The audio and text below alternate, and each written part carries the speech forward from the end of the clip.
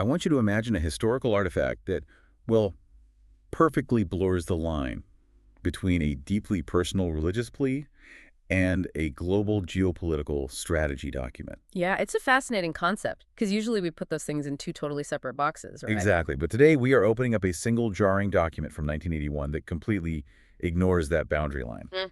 Welcome to today's deep dive. We are looking at a very specific primary source today. Right. We are pulling an excerpt from a May 1st, 1981 address. It's specifically prayer number 15, spoken by Reverend Sun Myung Moon, And it is titled A Sovereign Prayer for Global Unity and Divine Restoration. delivered for the Unification movement, yeah. And our mission for today's deep dive is to just objectively examine this text as a historical and rhetorical artifact.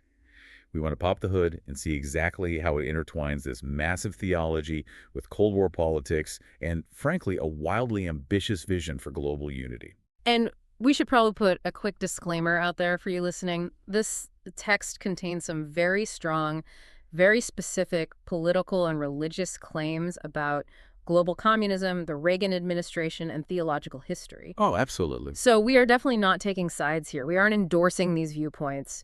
We are just impartial observers exploring what this fascinating document actually says and how it constructs its worldview. Right. We just want to understand the architecture of the argument. And to really appreciate that architecture, I want you to picture the era. It is May 1981. The height of the Cold War. Exactly. Ronald Reagan has just taken office. The world feels completely split into two heavily armed camps, the free world and the communist bloc. You've got nuclear anxiety, espionage, proxy wars. It's an era of just immense, suffocating geopolitical dread. And it's into that very specific high-stakes atmosphere that this prayer is spoken. But what completely caught me off guard when I first read it is that it doesn't actually start by talking about 1981 at all. No, not at all. It zooms way, way out. Yeah, it doesn't mention Reagan or communism right away. It establishes this massive, cosmic, historical timeline first. Because you really can't understand its view of 1981 politics without first understanding its view of ancient history. The prayer begins by addressing God, who it refers to as Heavenly Father, and it establishes this deeply melancholic tone right out of the gate. Melancholic is a good word for it. Yeah, it says, "We know very well how painful our history has been for you throughout the course of restoration." It describes God basically enduring thousands of years of human history to build these spiritual foundations. Moving painstakingly from the individual level to the family to the clan and finally up to the national level. Right, and it's a very slow, painful process in this narrative. And the text mentions that this foundation building always acted on the principle of servant humility. That phrase really jumped out at me. Servant of servant humility. It's very specific. It is. It says this specific type of humility is the key to success. Why is it so hyper-focused on the mechanics of how this foundation is built? Well, because it's outlining an underlying spiritual economy. In this specific worldview, restoration means buying back humanity from a fallen, broken state. Okay. And the currency used to make that purchase is sacrifice and suffering. That is why the servant of servant humility is mechanistically required here. It isn't just about being polite or nice. It's about paying down a cosmic debt. Exactly. The text is establishing a theological rule for the listener. Ultimate victory requires ultimate subservience. So God spends millennia financing this restoration project, right? Paying into it with all this suffering, and finally lays down a national foundation in Israel. Right, which the text claims made the appearance of the Messiah possible on the worldwide stage. But then, according to the document, the Messiah is rejected. The restoration just isn't completed. And the result, as the prayer states, is 2,000 years of terrible suffering. I was trying to visualize the sheer scale of this narrative. It's honestly like a massive multi-millennial relay race. That's a great way to put it. You have all these runners exhausting themselves, taking on all this suffering to carry the baton of restoration across history. And then right at the finish line, the baton just gets dropped in the dirt. And God just has to sit there and watch the ensuing 2 millennia of chaos. But think about what that analogy actually achieves rhetorically for the listener sitting in the audience in 1981. What do you mean? How does it set the stakes? Framing history as this series of divine, heartbreaking disappointments creates an immense, almost suffocating sense of urgency for the present day. Oh, I see. It transfers the guilt. Precisely. It isn't just giving a dry history lesson, it is taking the weight of 2,000 years of God's alleged anguish and placing it directly onto the shoulders of the listener. Wow. It's implicitly asking them, look at all this wasted effort, look at all this divine heartbreak. Are you going to be the generation that drops the baton again? That is an incredibly heavy burden to place on an audience. Extremely heavy. But if the historical baton was dropped 2,000 years ago, who's supposed to pick it up in the modern era? The text actually doesn't leave that ambiguous at all. No, it points a giant, glaring spotlight directly at the United States. It pivots entirely from ancient Israel to modern America. It asserts that the United States was supposed to be the new anchor point for this divine dispensation. And the language it uses to describe America is incredibly dramatic. The prayer states that America was born on the foundation of the heartbreaking tradition of martyrdom and constant bloodshed. There's that currency of suffering again. Right. And because of that massive payment of suffering, America became the center of the free world in the last days. The text claims God fully expected America to assume the task of protecting this worldwide godly foundation. Specifically during and after World War II. Yeah. But notice how it positions the United States there. It's not just acknowledging America as a political superpower. Not at all. It is framing America's post-World War II geopolitical dominance entirely as a divine mandate. It's spiritualizing American hegemony. But wait, here's where I get a bit tripped up by the text's internal logic. Okay, what part? Well, right after elevating America to this unparalleled, almost messianic status, calling it the literal center of the free world, the prayer just drops the hammer. It says, but again, this did not take place. It concludes that America fundamentally failed to fulfill this divine task. It's a harsh pivot. Extremely. So how does this prayer reconcile calling America the center of the free world while simultaneously hitting it with this heavy accusation of spiritual failure? Well, think of it as tearing down America's spiritual resume. The text is basically clearing the way for its own movement to apply for the job. Oh, so it's creating a cosmic job opening. Yes, exactly. Elevating a nation only to aggressively critique its spiritual shortcomings is a brilliant narrative device. I mean, if the text simply said America is great and doing everything perfectly, the audience doesn't need to do anything. Right. The status quo is fine, no action needed. Exactly. And conversely, if it said America is entirely useless and evil, it alienates listeners who feel protective of the free world's institutions, especially given the Cold War context. So it argues that the infrastructure of the free world is correct, but the leadership failed the spiritual test. Precisely. It acknowledges the geopolitical power and the initial divine mandate, but says the spiritual execution was completely lacking. Therefore, a new leadership must step in and take the reins. And that perceived failure of post-WWII America is what brings this document squarely and almost jarringly into the political reality of May 1981. Because to fix the past, the prayer demands immediate political action in the present. Yeah, this is where the blurring of theology and international relations becomes undeniably explicit. The theological timeline just slams right into current events. It really does. The prayer declares that today America cannot lose its link with South Korea. It states that the destined age for spiritual leaders and providential nations to unite has finally arrived. And then it actually names names, which is striking. Yeah, it says Reverend Moon, born in Korea, represents the internal subjective position. And then it says the Reagan administration represents the external position. And it demands that these two must be united. I mean, it is so striking to hear specific political administrations named in a spiritual prayer like this.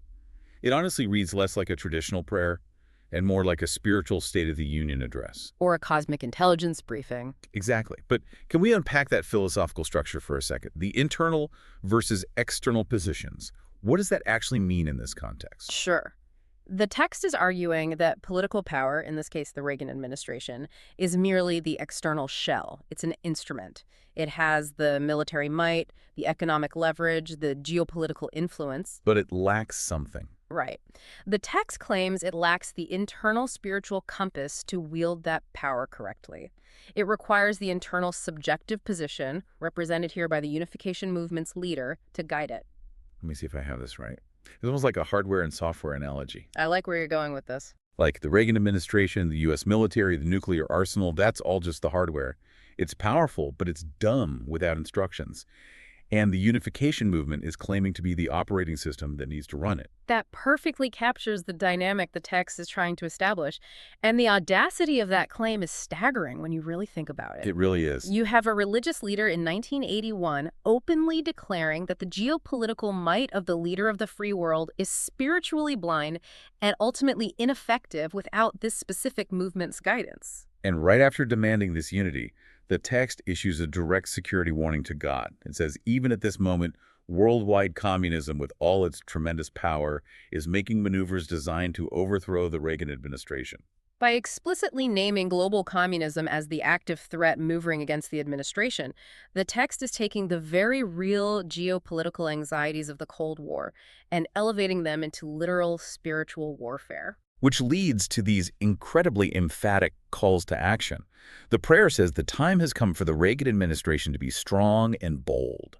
The time has come for Korea to be strong and bold. Even the Korean people must be strong and bold. Yeah, you are seeing the complete synthesis of church and state right there on the page. Geopolitical alliances, specifically between the U.S. and South Korea, aren't treated as matters of convenient foreign policy here, or even mutual economic benefit. Right. They are treated as divine mandates. The survival of the free world versus the communist world is framed as the ultimate battle for God's original ideal.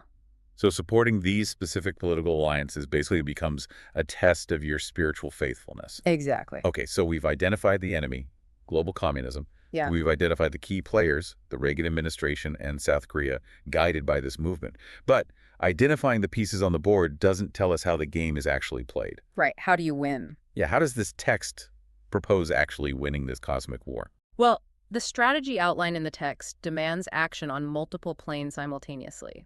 It makes it very clear that this isn't just about winning an arms race. Right, the prayer explicitly states that God's will is for the free world to help the communist world both physically and spiritually. But it lays out a massive prerequisite first. It does. It says this help can only happen upon the complete foundation of unity between Korean Christianity and the Unification Church, and between American Christianity and the Unification Church. This is a crucial point.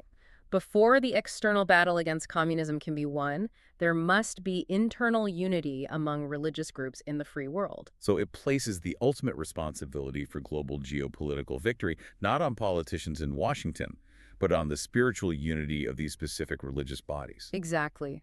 If the world ends in nuclear fire in this framework, it's because the religious institutions failed to unite. Wow.